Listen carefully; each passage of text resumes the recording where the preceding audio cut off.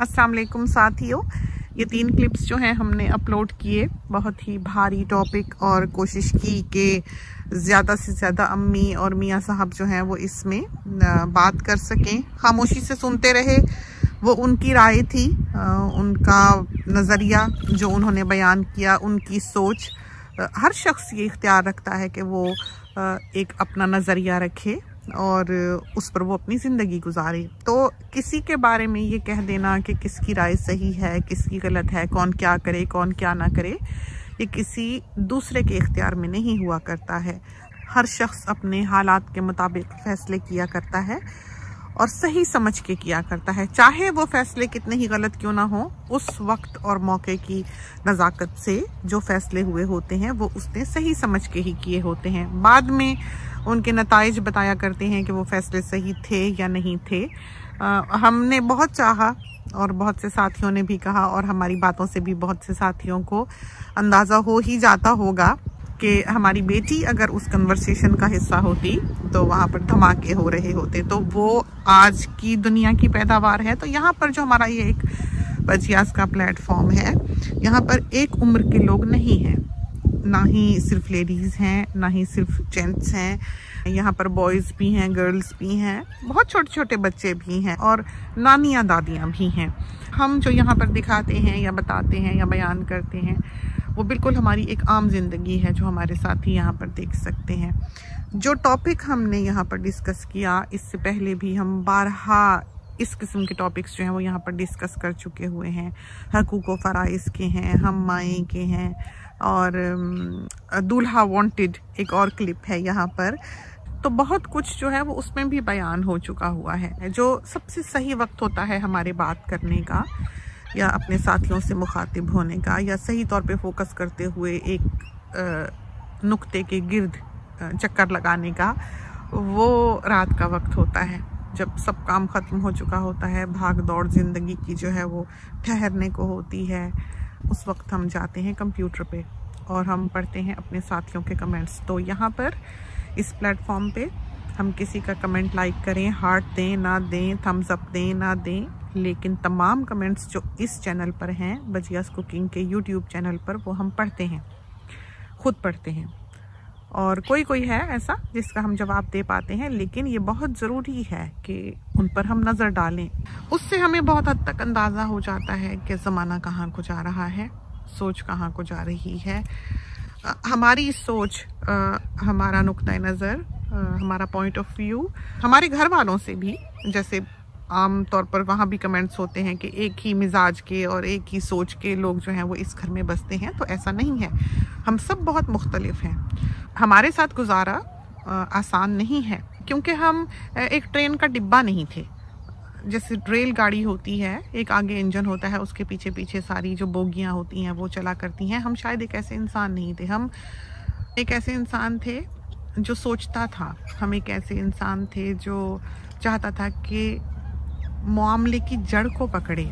हम एक ऐसे इंसान थे जो ये सोचता रहा कि ये सब कुछ जो साइकिल है, हर कोई इसके बारे में बात करता है कि आदमी ने ये किया, मर्द ने जुल्म किया, औरत इसका शिकार हुई, बहुतों ने यहाँ लिखा, ज़माने बदल गए, हम तरक्की कर गए, हम कमाने खाने लग गए, अब लड़कियाँ पढ़ लिख गई और ये है और वो है। खैर, एक बहुत खूबसूरत दुनिया का नक्शा एक ज़माना वहाँ भी खींचता है। हम जब उस कमेंट को पढ़ते हैं तो हम इस बार सोचते हैं कि वो किस हद तक सही है और किस हद तक लिखने वाला जो है वो दुनिया को, हकीकी दुनिया को देख पाता है। हमें महसूस हुआ कि इंसान की 3 स्टेजेस हैं। एक तो इंसान गलती करता है भूले से, कि उसको पता ही नहीं लगता और नादानी में उससे गलती सरजद हो जाती है। दूसरा वो कि उससे गलती होती है, उसको पता लगता है कि हाँ मुझसे गलती हो गई, ये फ़ैसला गलत हो गया, और उसको शर्मिंदगी भी होती है, अफसोस भी होता है, वो कोशिश भी करता है कि उससे दोबारा ये गलती ना हो। तीसरी स्टेज वो होती है जब इंसान गलती करता है और उसके बाद उसको पशेमानी भी नहीं होती। वो इतना आदी हो जाता है जुर्म करने का, गलतियां करने का, कि फिर उसमें से वो एहसास भी मिट जाया करता है कि उससे कोई गलती हुई। और वो रास्ता या वो वक्त होता है जब इंसान की बेहतरी के दर उस पर बंद हो चुके होते हैं, जब वो कोशिश भी नहीं करता कि वो बेहतर हो, चूँकि उसका एहसास भी मर चुका होता है। तो हमारे यहाँ की मेजॉरिटी जो है शायद उस स्टेज का शिकार है इस वक्त जिसको पता ही नहीं चलता है कि हो क्या रहा है। यहाँ पर जब हमने कमेंट्स पढ़े, हर शख्स का पढ़ा, हर लिखने वाले का पढ़ा, हमें बहुत शिद्दत से इस बात का एहसास हुआ कि हमारे यहाँ की औरत बहुत हद तक इस सब की ज़िम्मेदार है जो हमारे अराउंड दिखाई देता है। हमें लगा कि हमारे यहाँ की औरत ने सिर्फ अपना आप देखा, हमें लगा कि वो वाकई सास थी, ऐसी सास जिससे कभी मोहब्बत नहीं की जा सकती। हमें लगा कि वो ऐसी बहू थी जो कभी दिल नहीं जीत सकती। हमें लगा कि वो ऐसी माँ थी जो हमेशा अपने बेटे की तरफ देखेगी कि कब उसकी तनख्वाह आए और कब माँ को उसमें से पैसे मिलें। यहाँ पर जो साथी कहते हैं हालात बदल गए, औरत जो है वो अब अपने पैरों पर खड़ी है, खुद मुख्तार है, बाइख्तियार है और अपने आप को सपोर्ट कर सकती है। तो सिर्फ रोटी खा के जीना एक औरत का मकसद नहीं होना चाहिए। सिर्फ ज़िंदगी गुजारना या अपने आप को सपोर्ट कर लेना ज़िंदगी का मकसद नहीं होना चाहिए। औरत की सोच गई भी तो कितनी दूर तक गई, बस यहीं तक कि वो कमा ले और खा ले और जी ले और ज़िंदगी बसर कर ले और पिटे नहीं। उसने ये नहीं सोचा कि उसके साथ कितनी ज़िंदगियां और जुड़ी हैं, उसके यहाँ औलाद भी पैदा होनी है। उसने ये नहीं सोचा कि वो एक माँ भी है। तो सिर्फ ज़िंदा रह सकना, खा लेना, पहन लेना, घूम फिर लेना एक औरत की ज़िंदगी का मकसद नहीं है। वो पैदा इसलिए नहीं की गई इस दुनिया में कि वो अपने आप को सिर्फ सपोर्ट कर सके और ज़िंदगी बिता कर चली जाए। उसकी ज़िंदगी का कोई मकसद है। तो अपनी सोच को इतना नैरो ना कर दें कि यहाँ पर आके ही आगे फुल स्टॉप बन जाए।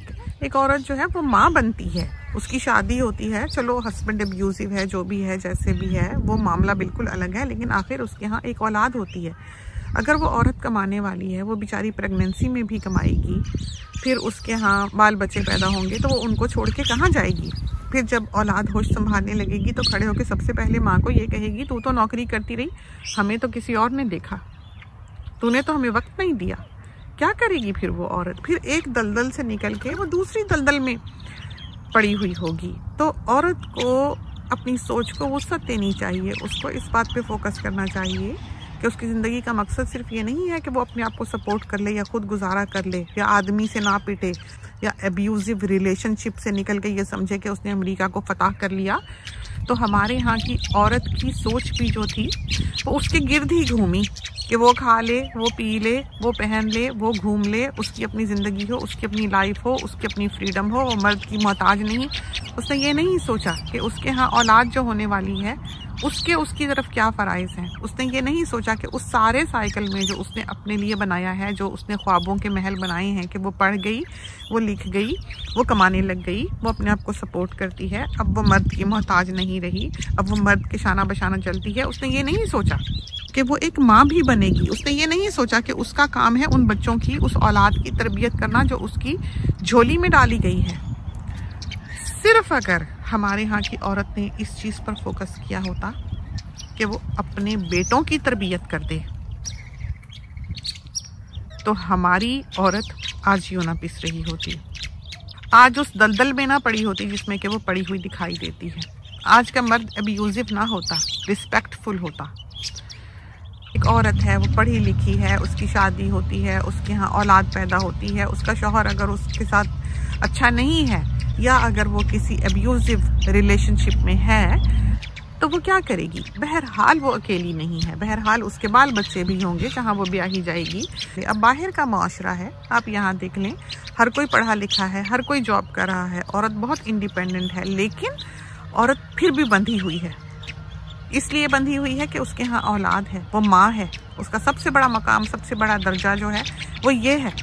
तो हमारे यहाँ की, हमारी दुनिया की जो लेडीज़ हैं, उनकी जो सबसे बड़ी जिम्मेदारी इस वक्त है वो ये है कि वो अपनी औलाद की सही तरबियत करें, वो अपने बेटों को सिखाएं और बताएं कि औरत जो है वो इज़्ज़त के लायक है, मोहब्बत के लायक है। उसको ऐसे ट्रीट करो जैसे कि तुम किसी क्रिस्टल को करते हो, कांच को करते हो, शीशे को करते हो। वो एक डेलिकेट चीज़ है। यहाँ पर साथी कहते हैं एब्यूजिव रिलेशनशिप है तो निकल जाए एब्यूजिव रिलेशनशिप से। उनको चाहिए कि वो आगे भी सोचें, उनको चाहिए कि वो आगे भी देखें।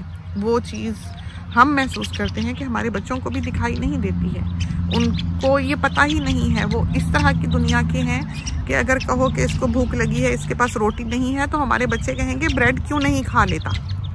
उनको समझ ही नहीं आती है ऐसी बातों की कि दुनिया में हो क्या रहा है, तो हम उनको समझाएं क्या। तो हमारी दुनिया के जो बाहर के रहने वाले बच्चे हैं, बाहर के रहने वाले लोग हैं, वो इन बातों को नहीं समझेंगे। उनको वो जुबान, वो भाषा समझ नहीं आती है जो हमारा मुआशरा बोलता है। उनको ये समझ नहीं आती कि सास इतनी बाइख्तियार कैसे हो सकती है। उनको ये बात समझ नहीं आती कि बहू आके नौकरानी के तौर पर क्यों रखी जाती है या रखी भी जा सकती है। हमारे मुआशरे में ये ऑप्शन औरत के पास नहीं है कि एक एब्यूजिव रिलेशनशिप से निकल सके। वो निकल के कहाँ जाएगी? माँ बाप के पास जाएगी जिनके पास खुद खाने को नहीं होता। हमारे माशरे में अगर एक शौहर बुरा मिल जाता है, वो मारने पीटने वाला है, एब्यूजिव है, गाली गलौज करता है, बच्ची के पेरेंट्स को गालियाँ निकालता है, इसके बावजूद वो औरत वहाँ बसती है। वो उसको छोड़ नहीं सकती। अगर वो छोड़ सकती होती तो वो कब का छोड़ चुकी होती। वो नहीं छोड़ सकी, इसीलिए वो वहाँ पर बैठी हुई है। और इसी चीज़ का उसके शौहर ने गलत फ़ायदा उठाया है, नाजायज़ फ़ायदा उठाया है और जुल्म किया है। यहाँ पर हम अपने साथियों को कहते ही रहते हैं कि जब वो दिन गुजार रहे हों तो वो उन चीज़ों पर गौर करें कि आज क्या क्या गलत हुआ, क्या क्या बुरा हुआ, किस किस चीज़ पे लड़ाई हुई, किस किस ने क्या क्या ताना दिया। ये तमाम चीज़ें जो हैं वो अपने जहन में रखें।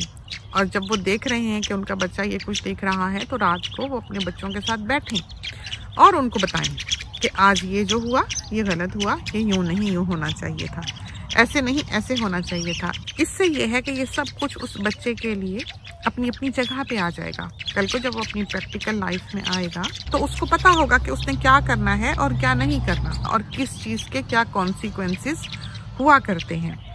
तो सबसे बड़ी जिम्मेदारी जो हमारे माशरे की औरत पर पड़ती है या हमारी दुनिया की औरत पर पड़ती है, वो ये है कि वो एक माँ है और वो अपनी औलाद की सही तरबियत कर दे, जो कि नहीं हुई। हमारे यहाँ का बेटा अगर अच्छा होता तो वो एक अच्छा शौहर होता, वो एक अच्छा बाप होता, वो एक अच्छा इंसान होता। उसको कोई पूछ नहीं है, उसको कोई पकड़ नहीं है, वो आज़ाद है, वो जो मर्जी करे, वो बाइख्तियार है, खुद मुख्तार है। तो ये चीज़ें जो हैं और ये कमज़ोरियाँ जो हैं, ये उसमें हमारे यहाँ के मर्द में बुनियादी तौर पर मौजूद हैं। जिस दिन वो पैदा होता है उस दिन खुशियाँ मनाई जाती हैं, बहुत धूमधाम से, बहुत मिठाइयाँ बांटी जाती हैं, बड़ा सर फख्र से बुलंद कर लिया जाता है कि बेटा पैदा हुआ है। बहू का भी सर जो है वो ऊंचा हो जाता है कि हाँ भाई बेटा पैदा करके दिया है इस ख़ानदान को। तो वो बेटा जो उस घर में पैदा होता है, उसको पहले दिन से ये पता होता है कि उसकी कीमत क्या है। ये वो चीज़ें हैं जो पैदा होते ही एक बच्चा हमारे माशरे में देखता है। और इस बात से तो आप सब मुत्तफिक होंगे कि हाँ ये बातें बिल्कुल सच हैं, यही होता है। तो शुरू दिन से ही हमारे यहाँ बेटों की पूजा का आगाज़ होता है। हमारे यहाँ की माँ ही, जो कि एक औरत है, बेटे को प्रेफर करती है।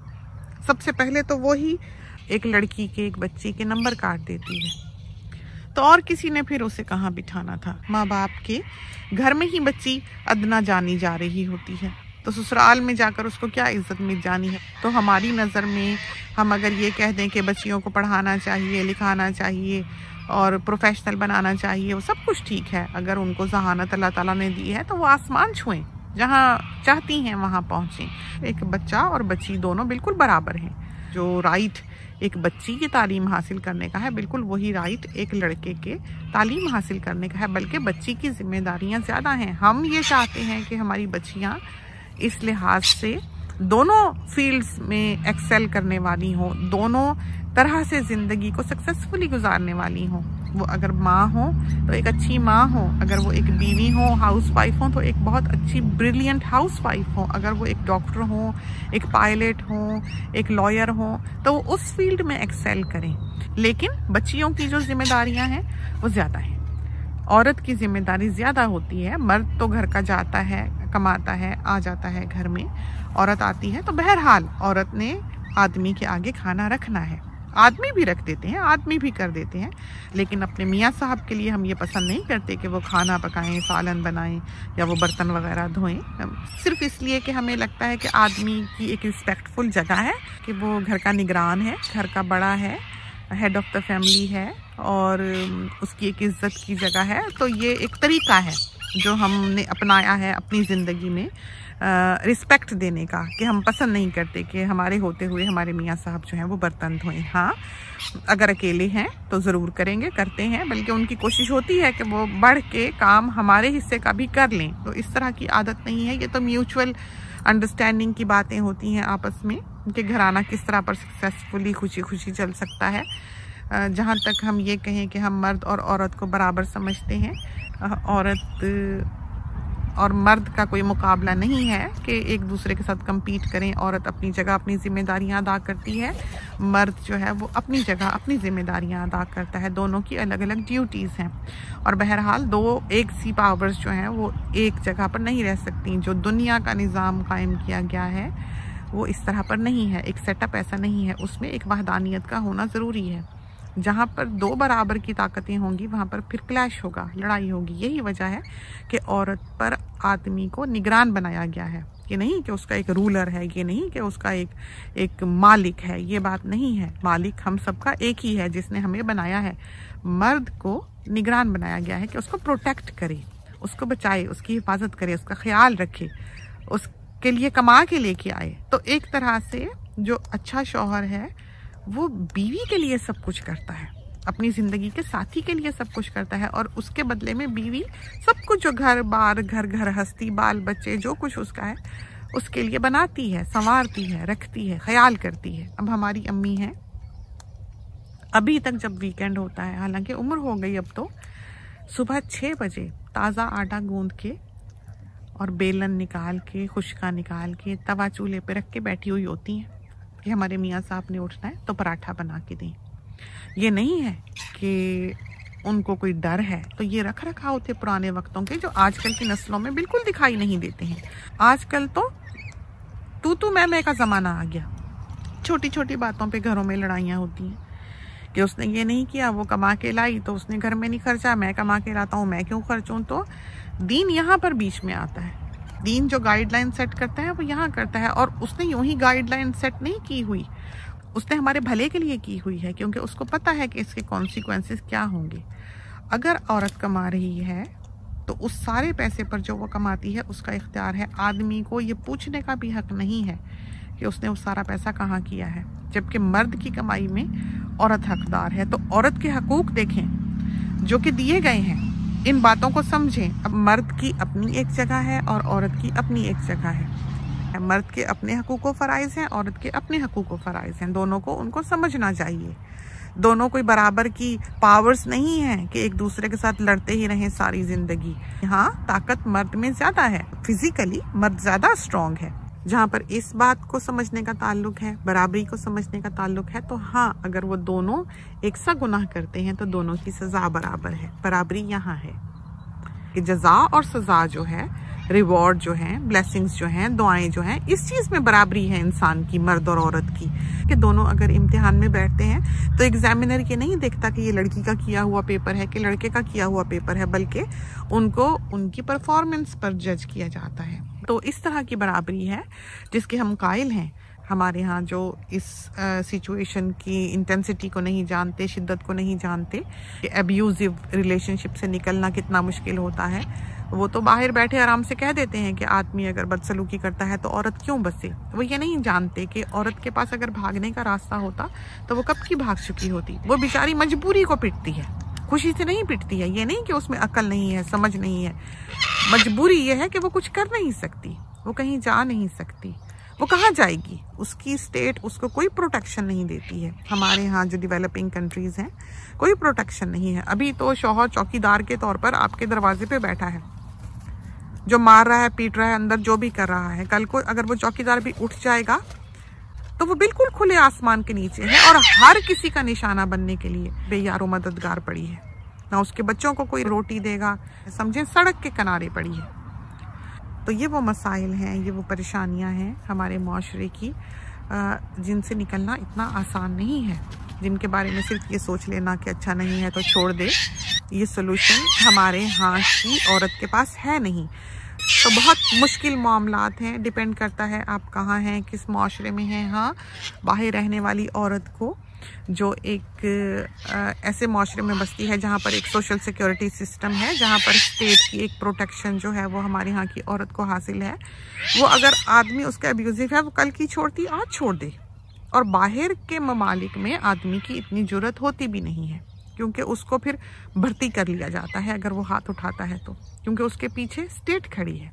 उस औरत के पीछे, उस बेयारो मददगार औरत के पीछे एक सिस्टम है जो उसको प्रोटेक्शन दिए हुए है, जो कि हमारे यहाँ कायम नहीं किया गया है, ना ही हो सकता है। तो हमारे यहाँ सिर्फ यही मुमकिन है इस वक्त फ़िलहाल कि अपने बच्चों को एजुकेट किया जाए, अपनी औलाद की तरबियत कर जाएं, अपने बेटे बना जाएं। उससे ये होगा कि सिर्फ 1 या 2 जनरेशन्स जो हैं वो पिसेंगी। उसके बाद ये होगा कि जब अच्छे बेटे प्रैक्टिकल लाइफ में आएंगे तो वो अपनी बीवियों को सुखी रखेंगे, इज्जत करने वाले होंगे। तो बस ये एक ऐसा साइकिल है जिसको ब्रेक करना ही पड़ेगा। कुछ लोग होंगे जो इसमें पिस जाएंगे। अनफॉर्चुनेटली यही हुआ है कि कुछ लोग पिसने को तैयार नहीं थे। कुछ ऐसे साइकिल थे ऐसे जो चलते ही चले गए। एक बहू जब किसी घर में गई, उस पर जुल्म हुआ, जब वो खुद सास बनी तो उसने बिल्कुल वही कुछ किया जो कि उसके साथ हुआ था, बजाय इसके कि वो सोचती समझती और अपनी औलाद को ऐसी तरबियत देती, अपने बेटे को ऐसा बनाती कि जो जुल्म करने वाला ना होता। उसने सब कुछ उसके बरक्स किया, बिल्कुल उसी सिस्टम, उसी साइकिल पे चली जिस पे कि उसका घराना चला करता था। तो ये वो चीज़ें थी जिन्होंने कभी भी ये साइकिल ब्रेक ना होने दिया। बिगड़े हुए बेटे निकले, बिगड़ा हुआ मर्द निकला, बिगड़े हुए शौहर निकले, जिनमें तरबियतों के फुकदान थे। और कसूर किसका था? कसूर एक माँ का था जो कि एक औरत है। तो हम किसी एक को मुजरिम इस सारी बातचीत के बाद करार नहीं देते हैं कि औरत ही बुरी है या आदमी ही बुरा है। हमारे यहाँ तो लेडीज़ की ही आपस में नहीं बनती। सबसे ज़्यादा लड़ाई झगड़ा फसाद जो है वो आपस में लेडीज़ का ही हो रहा होता है। औरत औरत से जलती है, औरत औरत से लड़ती है, औरत औरत का घर खराब करती है। तो बदनामे ज़माना सबसे ज़्यादा वो है। बाज़ शरीफ़ो नफ्स इंसान होते हैं, बहुत अच्छे और अच्छी तरबियतें पाके बेटे जो हैं वो कल को शौहर बनते हैं। भाभियाँ जब आती हैं बाज़ दफ़ा तो वो भाइयों को तबाह कर देती हैं, उनके अखलाक भी तबाह हो जाते हैं, माँ बाप से कट जाते हैं, अपने बहन भाइयों से, अपनी फैमिली से, रिश्तेदारों से कट जाते हैं, वो उनको लेके एक तरफ हो जाती हैं। भलाई के रास्ते ये नहीं हैं। तो घर को चलाने वाली, घर के निज़ाम को चलाने वाली एक औरत है जो कि एक माँ भी है, एक बीवी भी है, एक बहन भी है, एक बेटी भी है, और उसको बहुत सोच समझ से, सलीके से ये ज़िंदगी जो है वो गुजारनी चाहिए। उसे सबको साथ लेके चलना चाहिए। मुख्तलिफ तबीयतों के लोग होते हैं आपके घर में, बाहर से आने वाले भी होते हैं, बहुएं भी आ जाती हैं, दामाद भी फैमिली में शामिल हो जाते हैं। तो बहुत कुछ पर नज़र रखनी पड़ती है इंसान को कि कौन किस तबीयत का है, किसको किस तरह से हैंडल करना है। तो एक सक्सेसफुल ज़िंदगी जो है वो गुजारना आसान नहीं है। और ये जो तमगे सक्सेसफुल ज़िंदगी के मिला करते हैं ये एक दिन में नहीं मिला करते, ये ज़िंदगियाँ गुजार देने के बाद आपके हाथ लगा करते हैं। तो ये तो थी आज की टॉक। खुदा करे कि हमारे यहाँ घर बसते रहें, इज़्ज़तों के ताल्लुक़ हों, मोहब्बतों के ताल्लुक़ हों, रिश्ते हों, और ये हाल ना हो जो कि सामने आपको होता हुआ दिखाई दे रहा है। तो हम जैसे हमेशा बताते हैं कि लॉरीकीट इतना नन्हा सा है कि 3-4 लॉरीकीट तो इस सल्फर क्रेस्टेड कॉकटू में से निकल आए, लेकिन वो बड़े से भी लड़ पड़ता है। तो ये देखें कि किस तरह से इसने लड़ाई की है इतने बड़े से, और ये जाके घर में दरवाज़ा खटका खटका के ब्रेड लेके आया है, दूसरा वाला जो सल्फर क्रेस्टेड कॉकटू है। तो आज काफ़ी शोर शराबा रहा यहाँ पर। बाहर आ गए थे, घर में ऐवान मियाँ भागे फिरते हैं तो फिर बात करना बहुत मुश्किल हो जाता है। हमने सोचा कि हम यहाँ आन बैठें। तो बिलाशुबा औरत को नहीं चाहिए कि वो मर्द की अब्यूज़ सहे। बाहर के माशरे में जहाँ उसको स्टेट प्रोटेक्शन देती है वहाँ पर वो स्टेट से हेल्प ले। अगर वो देखती है कि गुजारा नहीं है, मुश्किल है, या एक डैमेजिंग सिचुएशन है उनके घर की, तो बेहतर है एक दिन वो दिल कड़ा करे और फैसला कर ले। हाँ, हमारे यहाँ, हमारे मुल्क, हमारे माशरे, हमारे डेवलपिंग कंट्रीज़, हमारा इंडिया, हमारा पाकिस्तान, हमारा बांग्लादेश, हमारा नेपाल, ये कुछ ऐसे ममालिक हैं आसपास के जो अभी तरक्की ज़माना में बहुत पीछे हैं। और यहाँ का मर्द जो है वो बहुत स्ट्रॉन्ग माना जाता है। उसकी हाकमियत है एक तरह से, दुनिया उसकी है, ज़माना उसका है। वहाँ की उस माशरे की औरत जो है वो बहुत बुरी तरह से पिसती रही है और पिस रही है, और उसके पास कोई रास्ता नहीं है। वो हत्तुल वसा बेचारी ये कोशिश करती है कि उसका घर बसा रहे, तो बाज़ उजड़े हुए घर भी बसा दिए जाते हैं। अगर उस औरत को जो एक अब्यूजिव रिलेशनशिप का शिकार है रोटी कपड़ा और मकान मिले तो वो कल की छोड़ती उस शौहर को आज छोड़ दे। हर शख्स जो है वो अपने हालात के मुताबिक ज़्यादा बेहतर तौर पर फैसला कर सकता है। बहुत से फैसले ज़िंदगी में मजबूरियों के फ़ैसले होते हैं। अल्लाह करे कि खुशियों के हों, अल्लाह करे कि अपनी चॉइसेस के हों। आम तौर पर हमारे माशरे में जो देखा गया है कि हमारे यहाँ की औरत को ये इख्तियार ना था कि वो अपनी मर्ज़ी से अपनी खुशियों के, अपनी ज़िंदगी के फ़ैसले कर पाती या करती। वो अपने वालिद की छत के नीचे से निकाल कर अपने शौहर की छत के नीचे बिठा दी गई। बस उसकी ज़िंदगी यही थी, अगर सुकून से गुज़रती, खुशी से गुज़रती तो अच्छा था। हमें लगता है कि औरत की जो सबसे बड़ी इन्वेस्टमेंट है वो उसकी औलाद है।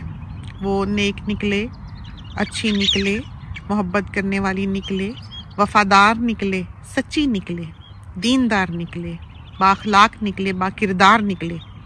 एक औरत का सबसे बड़ा गोल्ड मेडल जो है, एक औरत का सबसे बड़ा तमगा जो है वो ये है, वो अपना आप भूल जाए कि वो क्या कमाएगी, वो क्या खाएगी, वो कैसे रहेगी, वो कैसे गुजारा करेगी, वो क्या पहनेगी। उसके लिए सबसे इम्पोर्टेंट चीज़ ये होनी चाहिए कि वो एक अच्छा बेटा, एक अच्छा इंसान इस दुनिया में छोड़ जाए। दीन के लिहाज से देखा जाए तो एक नेक औलाद, एक अच्छी औलाद सदका जारिया है, जो बहुत दिलों में दर्द लिए हुए हैं आज अपने वालिदैन का, जिनके वालिदैन आज चल बसे हैं। ऐसे बेटे जो अपनी बीवियों को मार रहे हैं, वो अपने लिए नहीं, अपनी बीवी के लिए नहीं, अपनी औलाद के लिए नहीं, उस माँ के लिए जिसने उसे पैदा किया और पाला, उसकी खातिर ही अपने हाथ को रोकें, अपनी ज़ुबान को रोकें, जो किसी की बेटी को आज आग में डाले हुए है। तो वो बेटे अपने वालिदैन से वफा करें, एक सदका जारिया रहें, एक अच्छी औलाद बने, एक नेक और साले औलाद बने, जो कि अपने वालिदैन के लिए जन्नत की ठंडी हवाएं चलाने वाली हो, ना कि आँच उन तक पहुँचाने वाली हो। तो ये बातें याद रखें कि एक साइकिल है, दुनियावी साइकिल है। इंसान में जवानी का जोर होता है, इंसान समझता है वो बहुत ताकतवर है, वो हुक्मरान है, वो मालिक है, वो हेड ऑफ द फैमिली है, वो बाइख्तियार है, वो जो चाहे कर सकता है। लेकिन ये गुमान और ये तकब्बुर बहुत शॉर्ट टर्म होता है, बहुत छोटे से वक्त के लिए इंसान की ज़िंदगी में आता है। और वही वो वक्त होता है जो उसकी आजमाइश का होता है, वही वो वक्त होता है जहाँ वो जांचा चाहता है, वही वो वक्त होता है जो उसके लिए पुल से रात होता है, वही वो वक्त होता है जिसमें फैसला किया जाता है कि ये एक अच्छा इंसान था या ये एक बुरा इंसान था। तो अपनी जजमेंट पे पूरे उतरें। मजलूम पे हाथ उठा के, कमज़ोर पे हाथ उठा के, मार के, पीट के, गाली गलोच करके, घर की चीज़ें तोड़ फोड़ करके आप कतन कहीं नहीं पहुंचने वाले हैं, सिवाय इसके कि आप अल्लाह की पकड़ में एक रोज़ आएँ। इससे आपकी औलाद, आपकी नस्ल तबाह हो जाएगी। हम यहाँ पर, हमें लेडीज़ जो हैं बहुत सी लिख देती हैं कि हमारा शौहर इस तरह का है, हम क्या करें, हमारे बच्चे हैं, हम क्या करें, हम कहाँ जाएं, हम किससे कहें, हमारे तो माँ बाप जीते जी मर जाएंगे उन्हें पता लगा। तो ये घर घर की कहानी है। ऐवान जब आने वाला था तो बेटी ने हमें पूछा कि हमारी क्या ख्वाहिश है कि क्या हो, तो हमने कहा बेटा। इस पर हमारी बेटी ने माइंड किया कि क्यों कहा, ऐसी बात हमने क्यों कही। तो हमने उसे जवाब दिया, हमने उसे कहा हमें डर लगता है, हमें डर लगता है कि ये बच्ची कल को जिस घर ब्याही जाए, पता नहीं वो लोग इसके साथ क्या सलूक करें। ये वो खौफ है, ये वो सोच है जिससे हम बाज नहीं रह सके। हमने जिस हद तक हो सका बराबरी की है। हमारे लिए हमारे तीनों बच्चे बराबर हैं और हमें जो सही लगा, जिस पर हमारे दिल ने गवाही दी, हमने वो किया है। हमने अपनी वालदा को अपने साथ रखा। हमारे मियाँ साहब हमारे साथ ज़िंदगी में बहुत अच्छे रहे, एक फरिश्ता सिफत इंसान है। हमारे साथियों ने ईद पर देखा कि वो पूरियाँ हमारे साथ तल रहे थे, तो बहुत से साथियों ने पूछा कि डॉक्टर साहब आपकी हेल्प कराते हैं किचन में। उनकी ये बात जो थी, उनका ये पूछना जो था, वो हमें बता गया कि उन्होंने ऐसे आदमी नहीं देखे हुए जो बीवी का किचन में हाथ बटाते हों। यही वजह है कि हमने उस दिन मियाँ साहब को बुलाया कि आएँ आप भी बात करें। हमने चाहा कि दुनिया देख सके, ज़माना देख सके कि जिस घर में हम बसते हैं वहाँ के रहने वाले कैसे हैं। हम चाहेंगे कि किसी रोज़ हमारी बेटी भी इस टॉपिक पर हमारे साथ बात करे और हम उसे रिकॉर्ड करें। लेकिन यकीन मानिए कि हम लड़ भिड़ के ही उठ जाएंगे दोनों क्योंकि हम उसको समझाने से कासिर हैं और वो बिल्कुल इस दुनिया से वाकिफ़ नहीं है, उस सिचुएशन से वाकिफ़ नहीं है जो कि पाकिस्तान या इंडिया की है। तो ऐसे बच्चे जो हैं वो ये बातें नहीं समझते जो हम उन्हें समझाना चाहें या जो हम उन्हें दिखाना चाहें।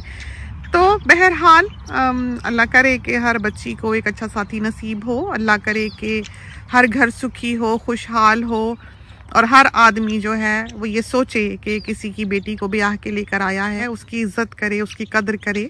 किसी ने पाल पोस कर उसके हवाले की है, जो कल को उसकी औलाद की निगरान है, तरबियत करने वाली है, उसको सुखी रखे ताकि वो उसकी औलाद बना सके, उसकी नस्ल संवार सके। तो ये थी चंद बातें हमने सोचा कि हम आपके साथ कर लें। इसके साथ ही हमें इजाज़त दीजिए। अल्लाह हाफिज़।